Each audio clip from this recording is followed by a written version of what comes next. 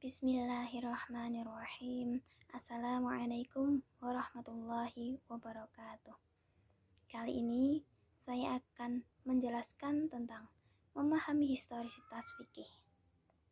Yang bagian pertama, historisitas fikih. Al-Quran dan hadis merupakan sumber pokok ajaran Islam. Keduanya muncul sebagai respon atas berbagai masalah sosial budaya yang muncul pada kurun waktu tertentu. Allah mewahyukan Al-Quran kurang lebih selama 23 tahun kepada Nabi Muhammad SAW. Makna yang terkandung dalam Al-Quran sangatlah luas dan mendalam. Kandungan Al-Quran tidak terbatas pada sosial budaya yang melatar belakangi turunnya ayat-ayat Al-Quran tersebut. Namun, makna Al-Quran juga melampaui batas-batas aspek yang melatar belakanginya. Untuk itu, Al-Quran tidak hanya sebagai pedoman hidup umat Islam, tapi juga sebagai pedoman hidup manusia. Masyarakat Muslim di Indonesia berbeda dengan masyarakat Muslim di Mekah, Madinah, dan wilayah lainnya. Di Indonesia, Islam ditampilkan oleh penganutnya dengan bercorak ragam. Mereka menampilkan Islam dalam kehidupan sehari-hari dengan beragam bentuk dan aneka pemahaman. Islam masuk ke Indonesia dibawa oleh pedagang. Selanjutnya, Islam dikembangkan melalui dakwah dengan berbagai pendekatan. Pun pendekatan yang dilakukan di Indonesia sendiri juga berbeda.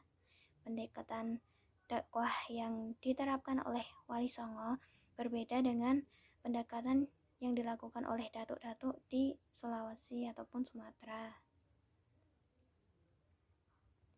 Akibatnya, pola dakwah yang dilakukan oleh para wali dan para datuk telah berimplikasi secara signifikan terhadap budaya keberislaman masyarakat di Jawa maupun di Sulawesi.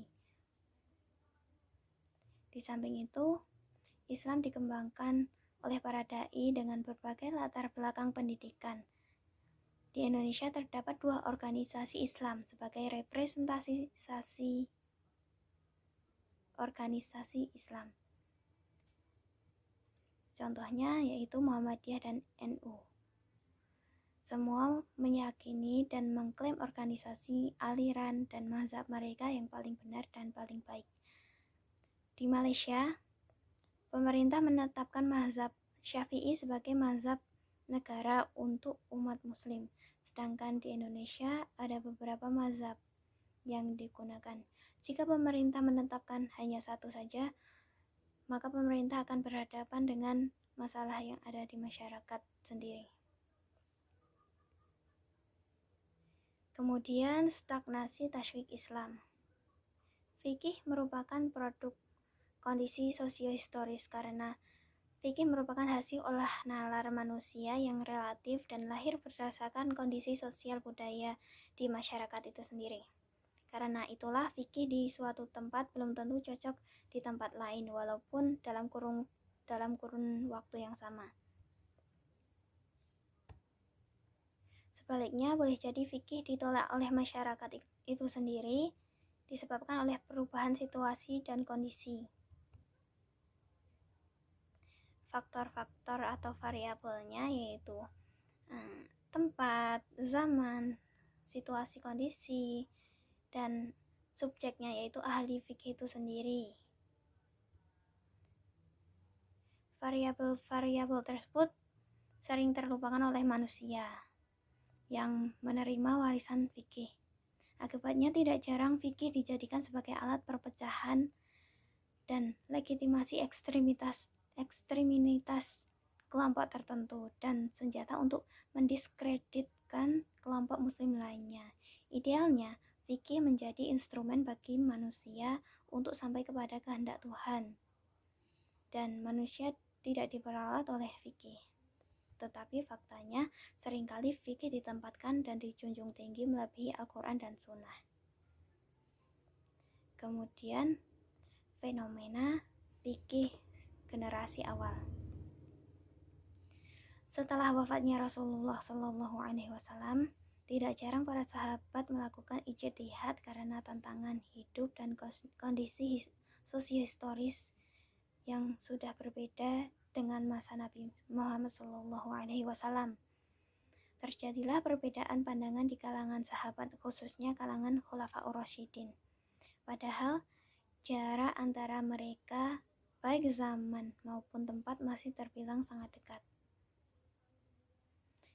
Bila pada masa Tashfi' atau masa saat pembentukan hukum Islam zaman Nabi, orang dapat memverifikasi atau mengecek kebenaran pemahamannya atau dapat mengakhiri perbedaan pendapat dengan merujuk pada Rasulullah.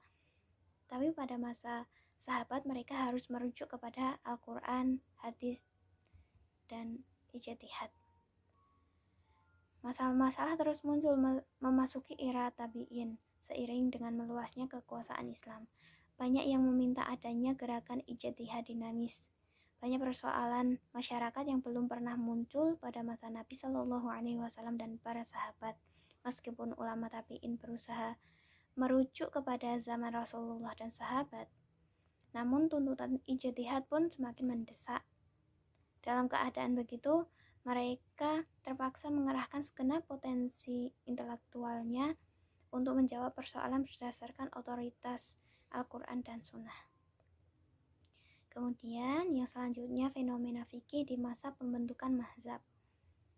Kontribusi ulama-ulama mazhab sangatlah besar.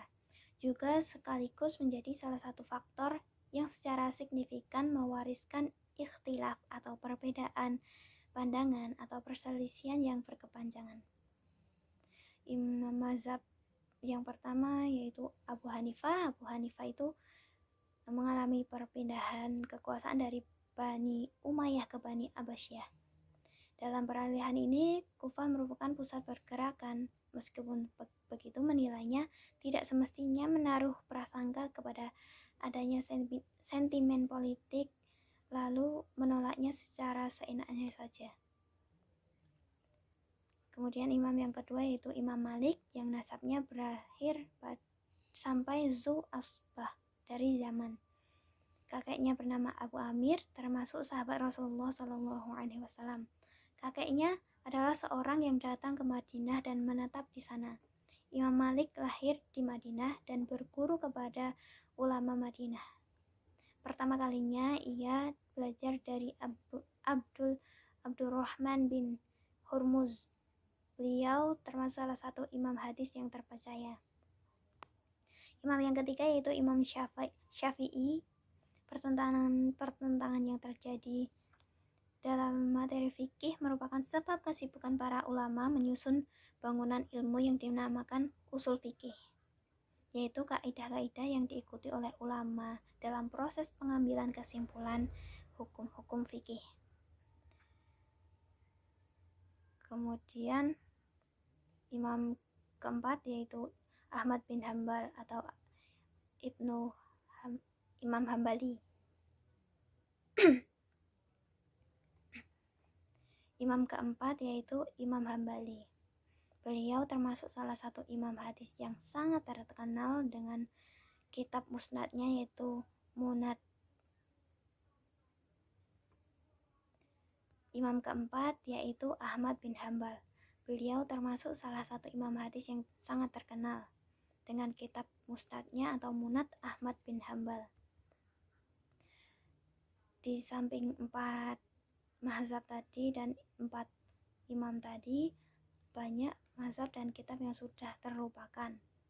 Kitab fikih yang banyak mengakomodasi pendapat para imam yang salah satunya terlupakan adalah kitab Bidayat Al-Mujtahid wa Nihayat Al-Muqtasid yang merupakan karya monumental Ibnu Rushd dan Al-Mughni karya Ibnu Qudamah.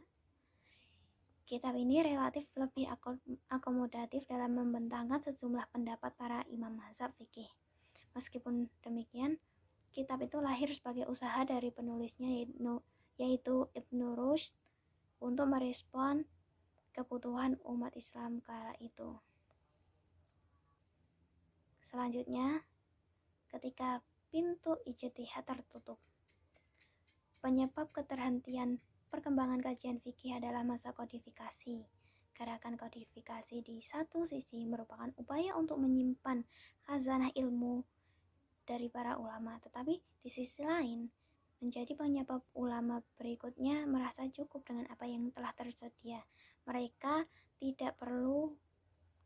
merasa tidak perlu melakukan penelitian dan pengkajian ulang terhadap sejumlah masalah baru dan aktual yang muncul. Aktivitas yang menggantikan ijtihad adalah tradisi mensyarah kitab-kitab fikih dan kitab-kitab hadis. Bahkan beberapa kitab hadis dan fikih disyarah secara berulang-ulang oleh ulama. Pada masa itu berkembang tradisi diskusi mazhab antara ulama penganut mazhab yang satu dengan ulama yang lainnya. Mereka itu saling menyerang. Mereka menulis karya hanya untuk mempertahankan mazhab yang dianutnya disertai dengan penyerangan terhadap mazhab yang lain, sehingga tertutupnya pintu ijtihad tersebut. Tapi tertutupnya pintu ijtihad tidak menutup seluruh pintu ijtihad itu sendiri. Satu pintu ijtihad tertutup, masih ada banyak pintu ijtihad yang tetap terbuka. Kemudian materi selanjutnya yaitu mengembangkan ijtihad independen atau mutlak. Akhir-akhir ini muncul kegelisahan intelektual tentang urgensi dan kegunaan usul fikih dalam pemikiran dan menggambarkan konsep keislaman. Kegelisahan itu diekspresikan dalam sebuah kecemasan bahwa ternyata usul fikih hingga saat ini masih sangat kaku dalam menghadapi dan menyapa konteks peradaban kekinian. Sehingga muncullah sederetan nama seperti Jamaluddin Al-Afghani dan muridnya Muhammad Abduh yang menyerukan umat Islam kembali kepada Al-Quran dan Sunnah. Kemudian, Islam Indonesia, Islam yang majemuk. Umat Islam di Indonesia merupakan umat Islam yang heterogen, beraneka ragam agama, kepercayaan, suku, ras, etnik, adat istiadat, budaya, dan yang lainnya, sehingga dibutuhkan penanganan khusus.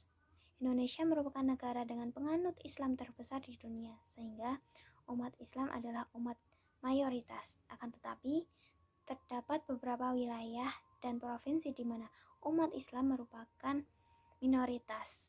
Keadaan tersebut sungguh merupakan fenomena yang cukup unik. Potensi konfliknya pun menjadi masalah yang perlu diselesaikan, yang membutuhkan kebijakan yang tepat dari pemerintah. Materi selanjutnya yaitu kearifan menyikapi perbedaan. Pada keadaan realitasnya, keragaman berpeluang memicu tumbuhnya benih-benih konflik di tengah masyarakat. Konflik muncul jika keragaman dipahami dan disikapi secara negatif. Tapi kalau keragaman yang disikapi secara bijaksana dan positif sebagai bagian dari sunatullah, maka ia akan membawa kehidupan ini lebih indah dan menarik untuk dijalani. Sikap positif pada keragaman bisa dijalankan dengan prinsip bersatu pada hal-hal yang disepakati dan toleran terhadap perbedaan. Materi selanjutnya yaitu urgensi perumusan fikih Islam Indonesia. Fikih sebagai produk pemikiran yang dipengaruhi oleh kondisi sosiohistoris masyarakat tidak seharusnya dipandang sebagai suatu yang baku dan mutlak. Sudah seharusnya kita kritisi sehubungan dengan munculnya berbagai masalah kontemporer. Masalah-masalah tersebut meminta Islam agar memberikan jawaban atau solusi yang merahmati umat dengan berbagai keragaman problematikanya. Era globalisasi adalah era yang menuntut Islam diterjemahkan kepada rahmat bagi seluruh masalah global, informasi, dan juga dampak yang ditimbulkannya. Sehingga kita perlu melakukan perumusan fikih yang sesuai dengan kenyataan di zaman sekarang. Terima kasih. Demikianlah penjelasan dari saya. Kurang lebihnya mohon maaf. Wabillahi taufiq wal hidayah. Wassalamualaikum warahmatullahi wabarakatuh.